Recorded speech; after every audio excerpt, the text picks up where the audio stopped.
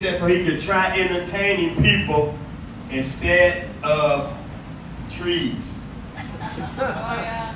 He didn't like entertaining trees, but they didn't respond back. The wind just blew and they made a little noise. That's right. Now he's here to entertain True people. story. Huh? True story. True story. And people, he goes by the name of Kent.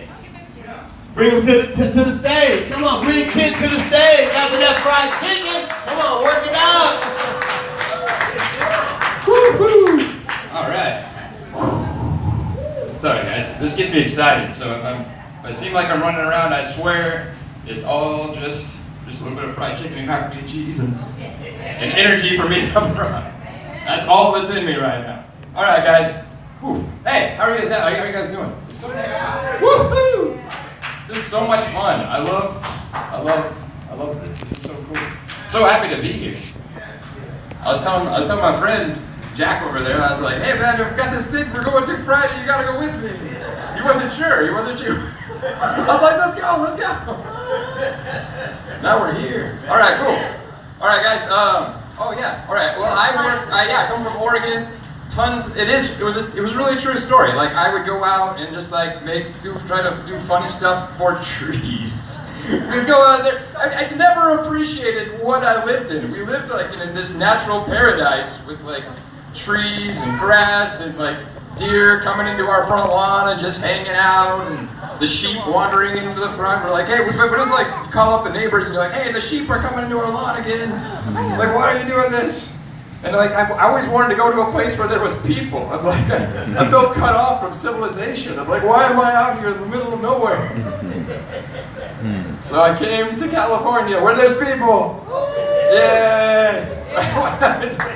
And then I got down here and everyone's like, boy, I'd sure love to go to Oregon. It's beautiful up there. And I was like, no, you don't understand.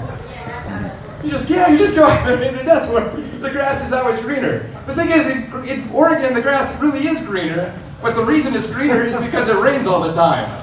Always the rain. You look upstairs, it's cloudy, rain's coming down. But I tell you what though, I was a gamer growing up, like I just played a bunch of video games, and I never felt guilty about it, because I just look outside and I'm like, yeah, there's no reason to go outside. I should be right here playing video games. This is where I'm supposed to be.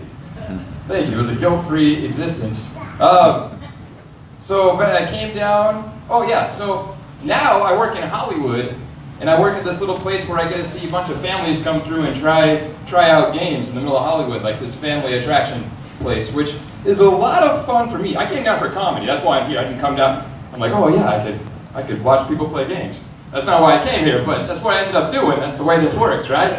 You come here for one thing, and you end up doing something else. But I get to watch. I feel like I get to learn a lot about people, so that's nice. It's nice that I get to see people. I always have to remind myself, because even the job that I did growing up back home was like well drilling, which is even more isolation. That was like the family business. It's like you go outside and you watch like the well drilling device drill wells, or you like watch a pump test. That is the most boring thing in the world. Let me tell you. There's nothing going on in a pump. You're like, oh, the water is now 5 gallons per minute. You just go like hang out for like another 10 minutes and just wait. It's easy money, I guess. It's easy money, but like you're just sitting out there like watching the plants grow. All right. All right. So then I see the people walk by, but I'll tell you, I've learned a lot about people just watching people come in. You can tell a lot about a family. I feel like a psychiatrist, but I'm not. But you know, you can like feel out the family dynamic really fast. It's because people are just playing these games, like they're just meaningless games, or like connecting 10 monkeys or something. And you can find out a lot about a person, like if they're looking at the game and they're like, and they're like, you're just connecting monkeys, they're just connecting stuff, and that's when they're all upset about it. You know the person's got difficulties. And then if the family starts getting in a fight about this, like, oh yeah, you're supposed to stack it like this. Why are you stacking it like that? You're like, you know that's like a family problem. Like, you know, you can tell a lot. Or you can also tell like who's in charge in the family. Because like when the parents are like, oh yeah, it's time to go. And they like start to go, and then the kid's like, I want to keep playing. And the parents like, no, it's time to go. And the kid's like, I want to keep playing. And then the parents like, all right. And this happens like 2 or 3 times. I'm like, no. not the way it's supposed to work. When you say it's time to go, the child is supposed to listen to you. Some of your kids know probably what I'm talking about. Oh man, but like yeah, or like yeah, or you'll have some kid that just like, oh man, that's the when you have some kid that's just screaming and yelling at the. You're like, well, just people are just trying to. The whole family is trying to figure out how to make this child happy. You're like, oh no, what about this? Oh no, you're like, come on. All right, but yeah, but it's fun. It's delightful, and you also get to see like when people click, or actually there's this other thing where two people are working together. There's a game where people work together, and like that's where you tell a lot about like a couple, like the dynamics of the relationship, because it's like one person's supposed to bounce and the other person's supposed to catch. So it's like sometimes people are just like, in general, sometimes people just freak out and they're like, no, I'm not. I'm like, I don't do good under pressure. I'm like a pressure. Like you're just bouncing a ping pong ball. There's no worries here. But then you also find out a lot about the couple. Like oh, and like person's like oh I'll bounce it. And the other person's like oh what you're gonna make me catch? I'm like, bouncing or catching, the differences are small. All right, and then you have the family, the two people working together, and they're like, okay, so one person's bouncing it, the other person's catching it, and you can like how it goes too. Like sometimes people just start blaming each other because it's a teamwork. You got to work together on it, otherwise it doesn't work. But the other person's like just starts, no, you're catching it wrong. You're a horrible person. Why are you catching it wrong? You're ruining the whole thing. The person's just like, I'm just trying to catch it. It's like, oh man, these people need therapy, and I'm not sure I could do much in the 3 minutes that we're going to have together while we're bouncing ping pong balls. I just try to kind of re-emphasize it. I like try to get that spirit. Like, I'm going to try to save their marriage. Like, all right, no, you just got to work together. You're teamwork. It's team. Your names are both going on the board. This is not a competition against each other. Oh man, I feel like that's how life is sometimes. I feel like that's what. Just to get all philosophical for a second, I just feel like that's a big part of like life in general. Like if we can realize as people, as Christians, as everybody, that we're like on the same team. If we can work like we're on the same team, that it just works so much better. When people start like, it's just a big part of making life better. Working together. Oh. All right. So I don't know where I'm at in time. But, I went just for fun. I went on a trip to Japan yesterday. I don't know, not yesterday. I just flew in from Japan, everybody.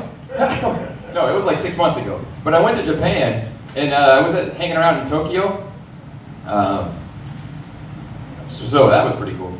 And this funny thing to me was, a big thing in Japan is people say gomosai. Like, it means I'm sorry. But it's just part of like everyday thing. Like you just say I'm sorry about everything, no matter what it is. It doesn't really mean like I'm terribly sorry for what I've done. It just means like I'm sorry. I mean I'm in your space and I'm walking in. Yeah. So, but it was fun for me because I felt like I was right at home. Because like growing up, people were always like, "Can you stop saying I'm sorry? You need to stop." Because I was always apologizing for everything. Oh no, I'm sorry. I'm sorry. I'm standing here. I know that you wanted to stand here. I think you wanted to stand in this area. So I felt good. But I realized how deep it went when I was watching like a police car go by, and the guy's like yelling out, or an ambulance, but they're like yelling out, "Gomosai, gomosai!" Like they're apologizing for driving an ambulance to a place, like to the cars as they go by, like the other cars like pulling off. Whereas in the U.S., they're just like, "Get out of the way! Get out of the way! We gotta get through!" But in like Japan, it was like, "Gomosai, gomosai!" But I just wondered though. I wondered like how extreme that went. I'm like if you're laying on the operating table, is the person like digging into you and they're like apologizing, going gomosai, is like you as they do the heart surgery. I'm like, no, just go ahead and do it. Don't worry about it. We're good. Oh man, so that's fun. Also, just one random thing. If you ever go to Japan, check out the 7-Elevens. Like it's a whole nother world right there. I mean, we have like. It's nice here, but the 7-Elevens in Japan, superb. In fact, I heard that their 7-Elevens were so good that like the 7-Eleven store in Japan ended up like buying out the original 7-Eleven throughout. But yeah, although it was weird, don't necessarily ask for food recommendations. Because I went into the 7-Eleven and I was thinking, oh yeah, I'll get some sushi or I'll get some good food. And And I was asking, I don't know why. Well, that's how good the 7-Eleven is, that you can think you're going into a 7-Eleven to get some decent food. Yeah.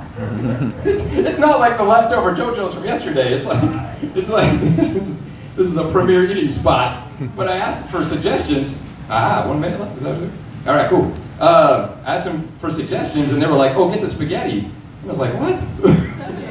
So there I was in Japan at a 7-Eleven eating spaghetti, but you can't eat it in the 7-Eleven. So then I was trying to figure out where to eat it. I was trying to do this whole thing on a budget, and I ended up like going out on the street and just eating like spaghetti on the street as people were walking by, which is not really that common. I felt so uncomfortable. I felt like saying "Go Mosai" to everybody that went by. I'm sorry you have to watch me eat spaghetti out here on the street. Go Mosai, go Mosai. Oh man. All right, and then I'll just tie this in. There was one more thing I went to. I went to a capsule hotel in Japan. I'd recommend if you ever go there and you have like a little bit of fun, go check it out. You can climb into a little capsule and you close it, and then that's where you sleep. And they're like, they've got like 20 of them in a room. You're sleeping in a capsule. It's awesome though. The one I went to had like a free massage chair, and they give you like pajamas, and it was pretty awesome. All right, so I'm just gonna close up with keep love everybody. Thank you guys so much. I'm now Kent. I'm on all sorts of different things, but I'm so glad you're in church. This is a great place to be. I'm so glad we're all here. I love you.